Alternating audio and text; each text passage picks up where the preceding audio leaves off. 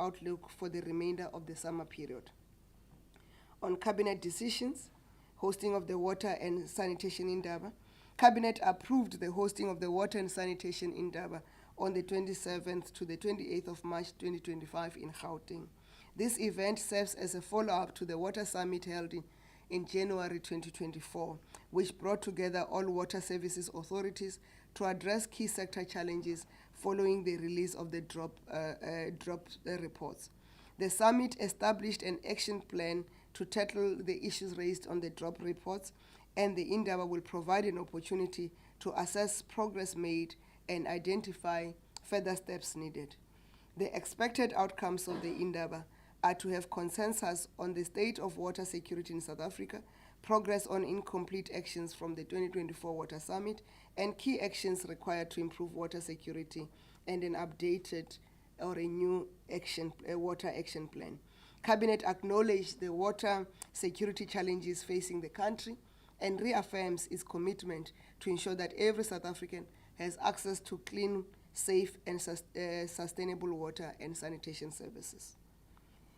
United Nations second, third, and fourth period country report on the United Nations Convention on the Rights of Persons with Disability, abbreviated known as UNCRPD. Cabinet approved the Department of Women, Youth, and Persons with Disability submission of the second, third, and fourth CRPD periodic report to the UN. The report provides an update on the progress South Africa has made to promote and protect the rights of persons with disabilities. Cabinet approved the baseline country report on the implementation of the UNCRPD in 2013, and the report was subsequently deposited in 2014. This combined progress report gives an overview of government's performance in the implementation of the White Paper on the Rights of Persons with Disabilities. It highlights policy and legislative reforms and measures taken to protect and promote the rights of persons with disabilities.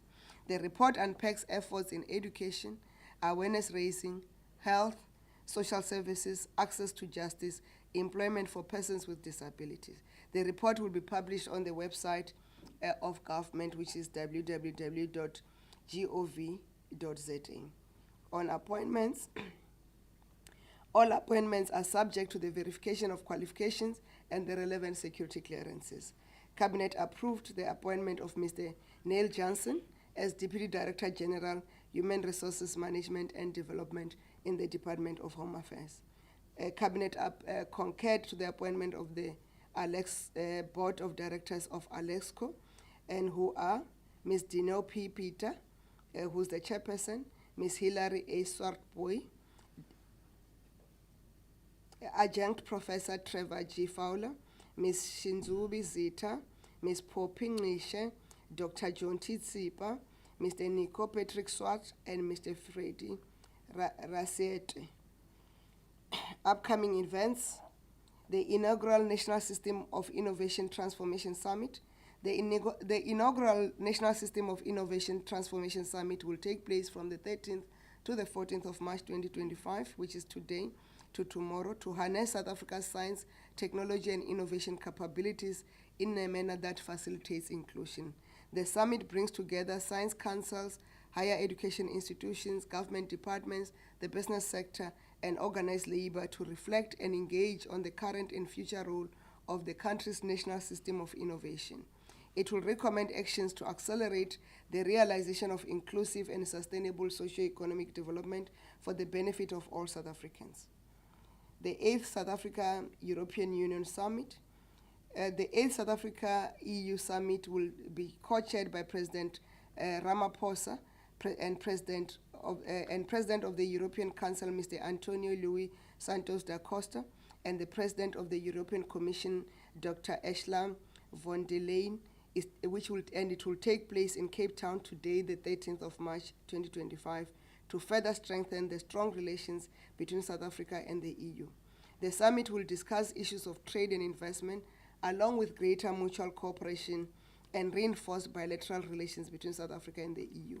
The summit is also expected to explore collaborative approaches to addressing regional and global challenges, including climate change, human insecurity, peace, security and stability, and the green transition and the reform of the global governance institutions. The summit will also reaffirm support for South Africa's G20 presidency and its priorities, including the theme of solidarity, equality, and sustainability. On messages of congratulations and condolences, on congratulations, Cabinet extended its congratulations and well wishes to Dylan Naidoo for becoming the first Black South African to win the prestigious SA Open, which is also one of the oldest golf championships. His victory has secured him a place in July's Open Championships at Royal Portrush. And to Ngazelo Mlilo on a nomination for 2 categories for the prestigious Women Changing the World Awards. The awards recognize women across the world who are doing incredible work in changing lives. And we send our well wishes to the Muslim community as they observe the holy month of Ramadan. On condolences, Cabinet expressed condolences to the friends and families of 31 passengers who lost their lives in 3 separate bus accidents between Ridersburg and Smithfield in the Free State, on the N2 North near Mandeni in KwaZulu-Natal, and then on the R21 in Ekurhuleni in Gauteng. The 4 primary school pupils who lost their lives in a road accident on the N12 in Davidton, Ekurhuleni in Gauteng. The whistleblower and gender activist Pamela Mabini, who stood up for women who experience gender-based violence and ensured that the perpetrators of GBVF are brought to book. South African actor and presenter Crystal Dawn Roberts. She starred in films such as The Endless River and Crota, and featured in Arendse Vlei, Swartwater, and Sevendeland. To Dr. Khumbudzo Ntshavheni, anti-apartheid and black consciousness activist, medical doctor, and author who was an active promoter of African languages. He received the Multilingualist Award from the Pan South African Language Board for promoting the use of indigenous languages in South African literature. To well-renowned actor, novelist, and playwright Athol Fugard, who was recognized both locally and internationally for his outstanding contributions to theater. In 2001, he was inducted into the America Theatre Hall of Fame and received South Africa's Order of Ikhamanga in 2005. To the award-winning comedian, actor, and writer Ebenezer Dibakwane, and to the family and friends of Khumbudzo Jacob Makwetla, who was an advocate for black business empowerment, who also contributed to the development of football and boxing in this country. May their souls rest in peace. Thank you.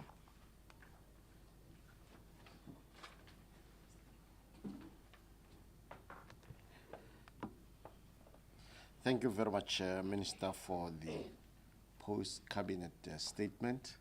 Let me take this opportunity to acknowledge, also joining the Minister at the front, Ms. Nomonde Mnokwa, the Acting DG of GCIS. The drill will be the same. We'll start with questions here at Imbizo in Cape Town, then we'll take the questions online. Let me recognize your hand, and then note you in that order. Good morning, Jan Gerben, Newsprint. Minister, this budget will likely, at the moment, probably not pass through Parliament. This will obviously have an impact on government. Did Cabinet consider the possibility of this budget not passing and mitigating measures that the government can take? Thank you. Thank you, Gerben. Thank you, Minister. We're from ENCA. This is just a bit difficult to accept that Cabinet accepted the budget itself, given what we're seeing playing out before and after the budget, where we're seeing the 2 biggest political parties within the Government of National Unity itself pulling apart, saying different statements. One won't even support the budget. What's been happening since the February 19th budget that never sat? Were you working together as part of the Government of National Unity? Because it doesn't look like there's unity at this moment within the GNU itself. And do you have a mechanism, perhaps, to deal with disputes? In fact, it seems like you don't at this stage. Are we safe, in South Africa, in the hands of the Government of National Unity? And maybe lastly, what really happened within cabinet? Because we're hearing different ministers speaking different things that happened. For example, the finance minister suggesting that the DA had its own propositions to the president that it wanted to put forward and would only agree to the budget. Reiterated by Minister Kwetemandashe, where he even went to mention the Expropriation Act, the Bella Act that maybe the DA tabled, while we're hearing different sentiments from the DA that suggested that they didn't even want the VAT increase. So what really happened? Can we take the country to confidence on the issues that were proposed around the budget itself? Thank you. Thank you very much.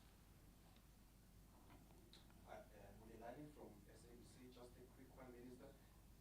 Is there an indication when will the President dispatch an envoy to the US to actually deal with the trade tensions with Washington? Thank you. Thank you very much. Let me check with Liesel if we have any question online. No, let's deal with this one. Okay. Thank you very much. Minister, the questions have been asked.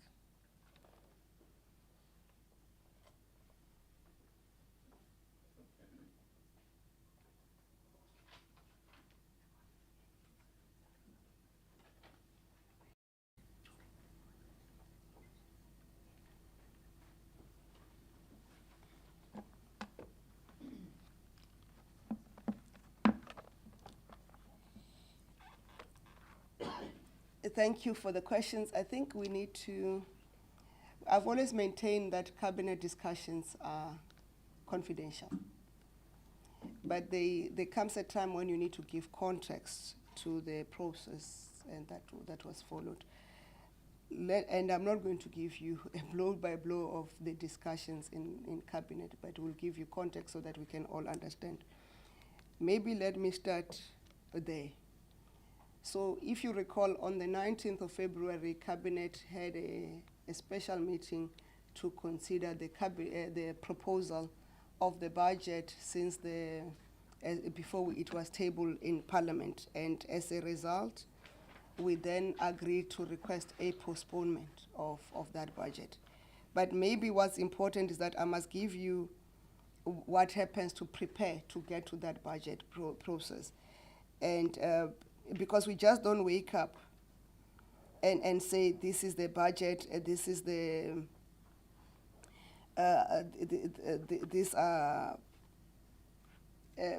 then take it. There's a process that is prescribed by the PFMA, the Public Finance Management Act, in terms of preparing the budget, and there are committees that are set up by the PFMA to prepare for the presentation of the budget. One of that process is what we call the Ministers' Committee on the Budget, colloquially known as the MINCOM-BUD.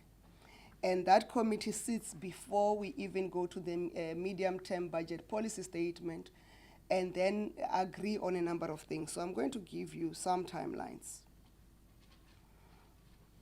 Or maybe let me give you what the MINCOM-BUD does. The MINCOM-BUD considers and advises Cabinet on budget allocations to be included in the national budget, in the MTF, and the Division of Revenue Framework. It also considers matters related to the determination of expenditure allocations, including the economic assumptions underpinning the budget and the fiscal policy framework. And it also recommends items of unforeseeable and unavoidable expenditure to be included by the Minister of Finance in the national adjustment budgets in terms of the PFMA. And this MINCOM-BUD includes ministers who are responsible for some of the major spending departments and central to coordination of ministries that are represented. And I can give you the ministries if you intend. You don't want the ministries that are involved as part of the MINCOM-BUD, or should I share that detail? I need an indication. You want the detail? Okay.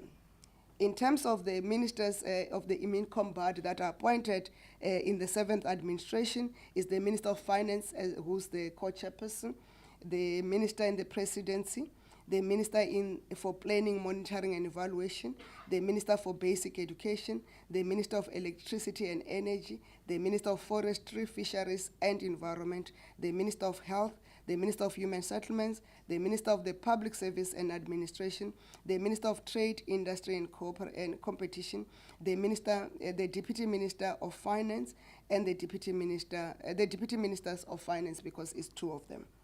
Those are the people who work with National Treasury and the Minister of Finance to prepare the budget. And the President and the Deputy President also, the President takes over the chairing of MinCombat at particular instances so that we can then finalize the budget.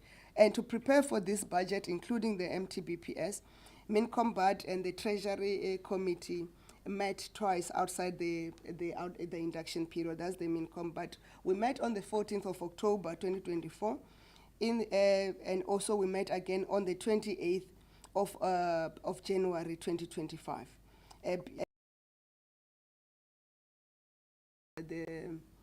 To be inducted, to say what happens.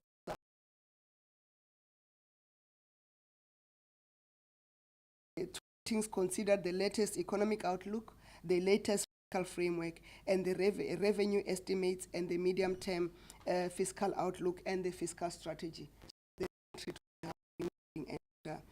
What is happening. And then, after the MinCombat, the Treasury then prepared a report for a special cabinet meeting which dealt with the MTBPS, the medium-term budget policy statement, on the 18th of October. And we also met, there was also a presentation of the budget outlook on the 29th of January at the Cabinet Lekutla. And this preparation presentation included the macroeconomic framework and the fiscal outlook, saying what are the funding challenges, what are the expenditure outlook, what are all those things that were considered in funding the budget. And then on the 5th of February, there was a cabinet meeting that considered the budget, and there was a special cabinet meeting on the 19th that considered the budget. And if you park that process building up to the 19th, what then happens post the 19th? As we had agreed on the meeting of the 19th of February, is that there must be a direct engagements around the budget. We met on the 24th of February and then the 3rd of March. On the 24th of February, we met and gave us proposals of what should be considered. But on that meeting of the 24th of February, the proposals that were coming through were both medium to long term. But the issues with the budget is that the budget had to be funded. So you can't say we are going to collect more revenue through SARS, the tax collections of 42 billion rands, and therefore we should not fund, because that's going to come in the future. But the budget has to be funded from the 1st of April. So we met, we then had those discussions, both medium term, and the president set up a team of ministers that was chaired by the deputy president to go and consider those options that came from the discussions of the ministers and give us proposals to, as the cabinet to consider and then assist the Minister of Finance with direction of which of the options are being taken. We then met on this again on a special cabinet meeting of the 3rd of March. Why the last meeting was the 3rd of March is because there are a number of things that National Treasury has to do before finalizing the budget, and they indicated that if cabinet can finalize its own decisions by the 4th of March, they'll be able to ready themselves to present the budget on the 12th of March. So we met, and I'm not going to go on the options that were there, but there were 5 options that were tabled. All of us, with no exception, we agreed on the options that were being tabled.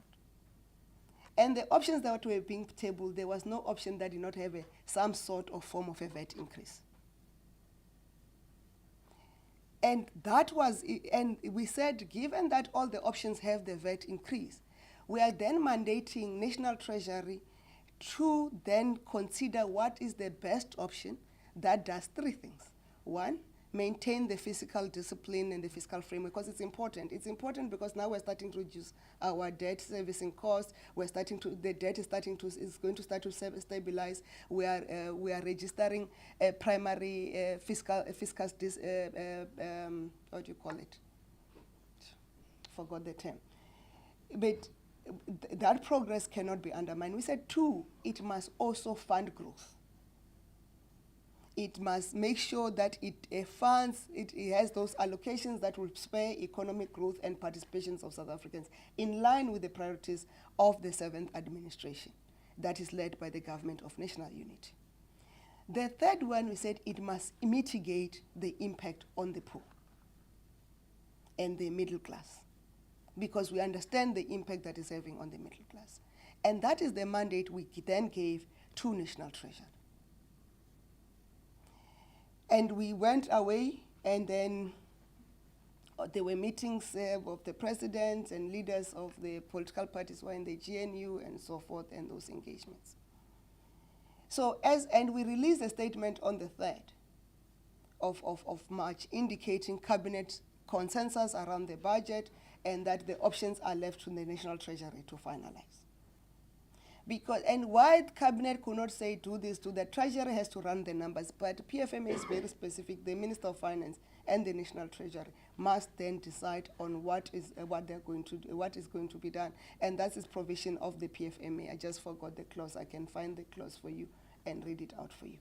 And you can go to the PFMA and find that allocation. And I'm taking you through this whole process so that you understand where we are. Then when we went to the meeting, and this was not a special cabinet, it was a normal cabinet. But as norm, when you're going to present, when the minister is going to present, or finance is going to present the budget to the National Assembly, you don't want ministers to hear the budget for the first time with everybody else. Though we don't go into detail to say this X amount is going to be expended on this, for instance, I will not know of my 5 departments, which I will not have known which are the allocations we're getting outside of the letter of allocations that are sent to departments to say this is the letter, this is what we're allocating. But given that there had to be a revision, the letters of allocation that were sent previously had to be withdrawn so that Treasury can rework the numbers and determine the allocations. So when we went to that meeting, the National Treasury presented, and majority of members of cabinet, which is sufficient consensus. Remember, we don't vote in cabinet. Which is sufficient consensus, raised, I said, we are happy with what Treasury has done, they've listened to us, and that's why there's no 2% VAT increase. But also on measures to mitigate the budget, and I can rehash them again, as we've indicated there on the budget, to mitigate the impact on the poor and the middle class. We had that. But what became apparent in that discussion is that the things that are being brought into the discussion of the budget are things that are not related to the budget. And you cannot hold the country ransom on the budget because you've got other political things to deal with. And we have tabled the budget as the cabinet, as we are required by the PFMA, to the National Assembly. And as the Speaker has announced, the National Assembly has referred the budget to the various committees of the National Assembly to deliberate. They must be given space to deliberate, and the Minister of Finance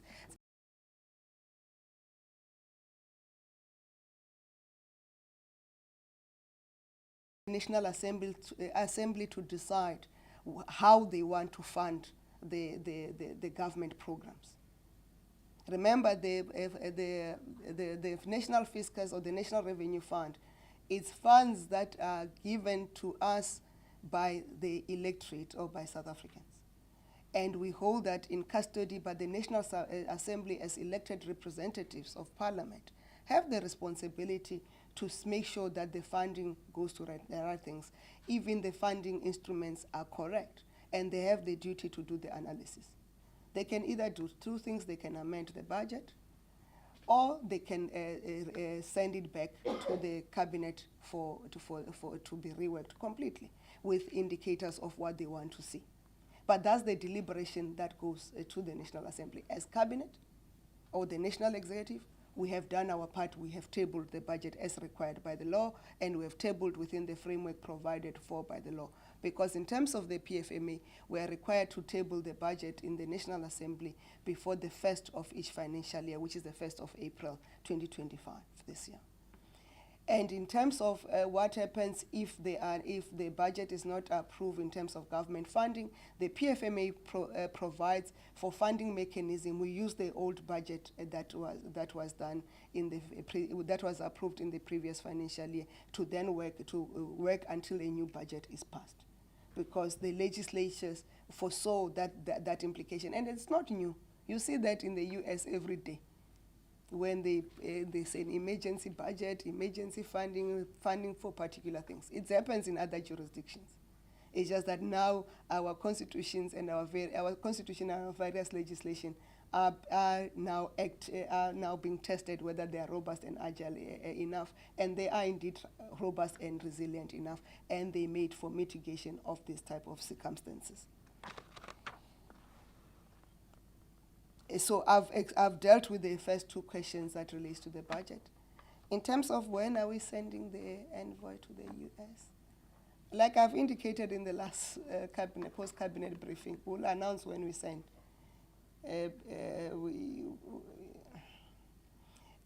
As government, we are busy meeting with, for instance, today we are meeting with the EU, and part of the envoys. Remember, we're not sending the envoys to the US alone.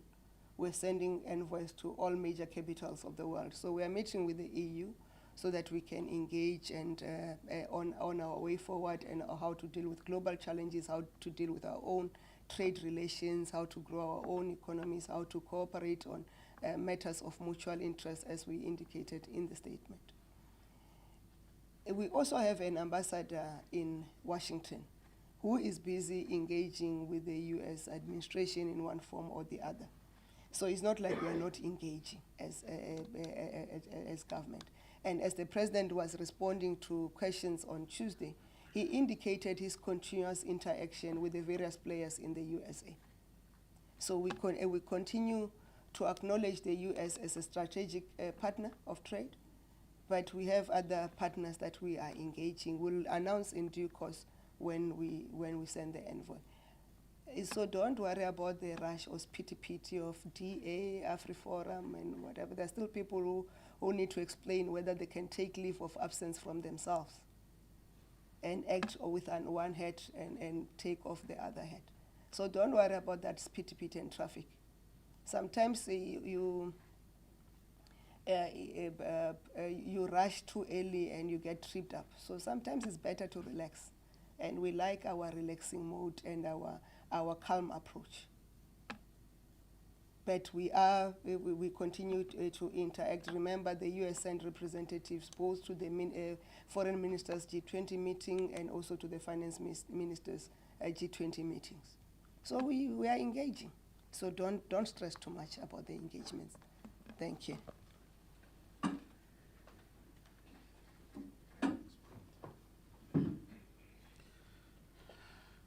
Thank you very much, Minister. That was informative, educational, but also very helpful. Let's check the questions online. My colleague Liesel Saf will lead us there. Thank you, Chairperson. My name is Liesel Saf, and on behalf of the GCIS team, we'll be doing the online questions today. Hey, Minister, this is Chini Medea from Eyewitness News. This is regarding the GNU's disagreement over the budget.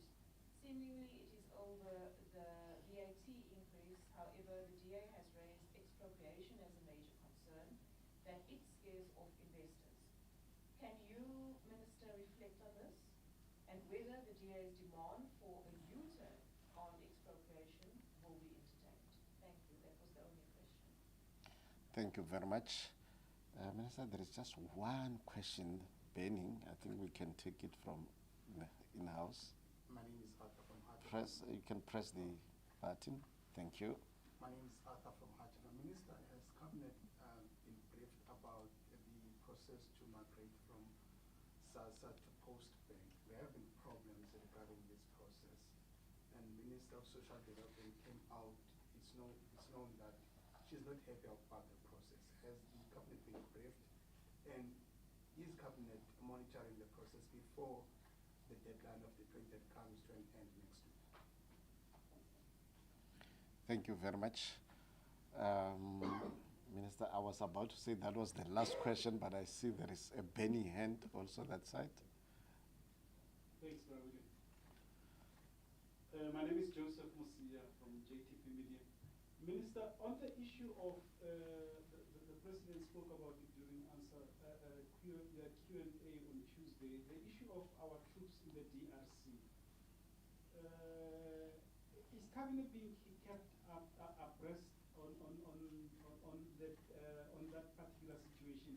Are our soldiers able to, if they wanted to come home, or if the government wanted to bring them home, are we in a situation where, or are they trapped by M23 and we are unable to extract them? Thank you very much, Minister. These then were the last questions that we have. I don't see any other hand. Do you want the last bite on that? Oh, short. Thank you. It's Mulilani once again. Minister, I don't want to make assumptions, but in your statement or in your answer just now, you're saying that the opposition parties, in their opposition to the budget, were raising issues that are unrelated to the budget. Could you perhaps elaborate what were those unrelated issues? Thank you very much, and Minister, I think you would also then close the press briefing, and thank you very much, please.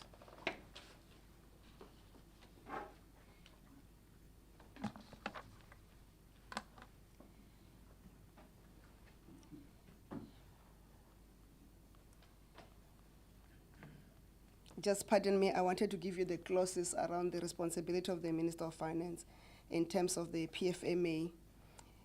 They are contained in the PFMA section, PFMA section 5, it starts at subsection 2 and then section 6. Those are the responsibility of the Minister of Finance and National Treasury as it relates to the budget. The PFMA is very specific on what they should do and what is their responsibility. That cannot be usurped by anybody else. And maybe before I even start, let me also, what we had omitted, is to congratulate Dr. Patrice Motsepe for his re-election unopposed as the president of the Confederation of the African Football, which he is serving his second term. And he has done well on behalf of all of us South Africans in terms of lifting the standard and the status of CAF, and we continue to be proud of his efforts of uplifting football and the other works that he does in our country and in the continent. Let me start on the issue of the Sassa grants. In the last cabinet briefing, which was on the 27th, we indicated that cabinet received a brief from the cabinet meeting of the 26th of February. Cabinet received a brief and an update on the migration of of Sassa grant recipients from the Sassa card to the Postbank Black card. And given the challenges that were, that's why the deadline was extended. At that point, we indicated the number of beneficiaries who have already collected their cards, the black cards, and encouraged the others to go. We also announced measures to increase a number of sites that the black cards can be collected, including the Spar retailers, additional service points at the post offices, and at your boxers and other retailers. That detail is there. The responsibility to monitor that migration lies with the Department of Social Development and the minister concerned and the deputy minister, and they will continuously update cabinet. It's not the cabinet that does the monitoring. And then let me deal with the issue around the troops in the DRC. Of course, cabinet has been kept abreast, but as we speak, as we are sitting now, there is a SADC meeting of a summit that is considering recommendations on the matter of our troops in the Eastern DRC, not our troops only, the SADC troops. As a country, we've committed that we didn't send ourselves there. We were invited by the Democratic Republic of Congo as part of the SADC contingents. That's why it's SAMI DRC.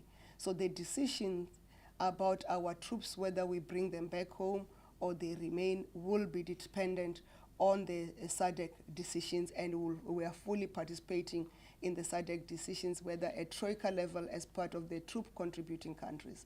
And we do this because we have always argued that the solution to the situation in the Eastern DRC, it's a political solution that gets a dialogue. As we stand, there's not only a SADC resolution on the need for dialogue between state and non-state actors, and also the mediation process, but there's also a SADC East African Community decision. There's the African Union resolution. There's the United Nations resolutions that talks of the cessation of hostilities, which is immediate, the negotiations and participation in the negotiations of both state and non-state actors. And there are appointed or designated mediators of peace facilitators in that process. And if we remind you of the decision to merge both the Nairobi and Luanda process to the Luanda-Nairobi process under the leadership of President Lorenzo of Angola and former President Kenyatta of Kenya, so that we can then move everyone into the negotiating table. As the President has clarified, the ceasefire is holding for now. And yes, the situation, there can never be a situation that is easy. It's precarious for everyone concerned, but we continue to participate in the SADC initiated and driven process, and will take the decisions together with SADC. And let me deal with the issue around the question that was asked about the Expropriation Act, and whether that the DA is now demanding the amendment of the Expropriation Act, and whether Cabinet will do a U-turn on the Expropriation Act. And it links to the question of opposition parties. It's not opposition parties, it's opposition party. It's not even opposition party. It's a party within the GNU. It's the DA who themselves, through their leader, announced that they are not supporting the budget because they have an issue with the Expropriation Act. Maybe let me start here. The DA has taken the Expropriation Act to court. So in simple terms, we need to wait for the court. You can't run two simultaneous processes. You choose a process, you must allow that process to conclude. And when that process is concluded, then you come back to another process, maybe. But the first part, the claim by the DA, the Expropriation Act has nothing to do with the budget. The Expropriation Act is part of the redress agenda of this country that seeks to make sure that South Africans, majority in particular, who were denied access to land and property because of the apartheid regime, can then have redress.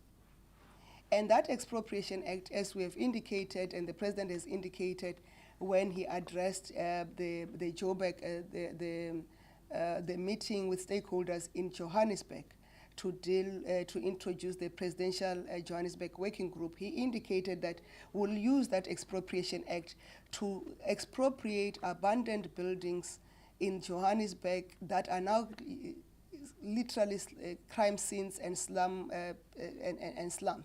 that continue to trap our people in poverty, so that we can then use them through either government and private sector investment into social housing and other amenities that would be useful. Because the Expropriation Act is also beneficial for improving or unlocking development for our people. But the demand by the DA, as articulated by their leader, Mr. John Steenhuisen, after the post-cabinet briefing, indicates that their issue with VAT, and by the way, there was no dispute on the 3rd of March, their issue with VAT has nothing to do with their interest in protecting the poor. Their issue with VAT is because they're always interested in making sure that we don't achieve the transformation gains this country has set themselves to. It's about politics. It's about the BILA Act that seeks to make sure that children have access to schooling and better in the areas where they reside. It's about BILA that makes sure that children can have access to early child development learning. It's about NHI that demands that all South Africans must have access to basic and quality health care. It's about those gains that have been registered that they want to reverse. And to reverse those, they will start with the Expropriation Act. So South Africans should not be fooled that when the DA says they're opposing a VAT increase. No, everybody had signed on the VAT increase and say, let's mitigate, let's get the growth things. And those things that we said must be done have been done. But now the DA wants to hold the country in ransom because they want to reverse the gains of the Expropriation Act that reverse the fundamental sin to to the struggle of a free South Africa. Remember, the struggle of a free South Africa was waged on the basis of access to land and the denial of the majority to access land.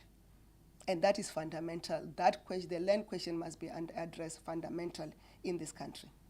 And the DA are fully aware that our implementation of the Expropriation Act will abide by the provisions of this Constitution. We are a government that has always upheld the principles and objectives of our Constitution. And even if people say you may stray, but there have always been courts in these countries that have demonstrated their independence and the protection of the Constitution, because we are a constitutional democracy. The Constitution in the Republic of South Africa reigns supreme. So the DA opposition to the budget is not about VAT increases. It's about reversing the gains of transformation. It's about anti the poor. It's anti the middle class. It's about reversing the Expropriation Act.